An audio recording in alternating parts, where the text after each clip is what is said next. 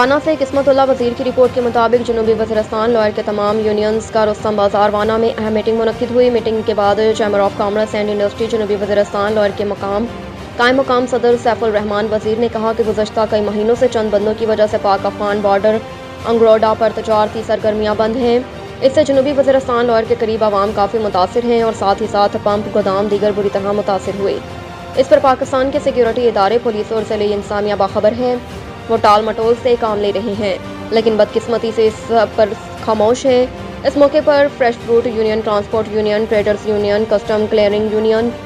گودام یونین اور جنوبی Waziristan chamber of commerce and industry کے ہنگامی اجلاس میں متفقہ طور پر فیصلہ کیا گیا کہ اگر 24 اگست تک حکومت پاکستان نے ان عناصر کے خلاف کارروائی نہ کی جن لوگوں کے ذاتی لین دین کی وجہ پاک افغان شہراء ایک طرف مکمل طور پر بند ہے، تو 24 اگست سے غیر معینہ مدت تک ہڑتال اور انگوڑا بارڈر پر مضبوط احتجاج شروع کیا جائے گا۔ بھیا جام ہڑتال ہوگی۔ آخر میں انہوں نے IGFC ساؤتھ ڈپٹی کمشنر جنوبی Waziristan lower Nasir Khan, district police officer فرمان اللہ، دیگر سیکیورٹی ادارے سے درخواست کی کہ اسلامی امارات افغانستان کے ساتھ مذاکرات کامیاب کریں اور لوگوں کو اپنی روزگار کے مواقع فراہم کریں۔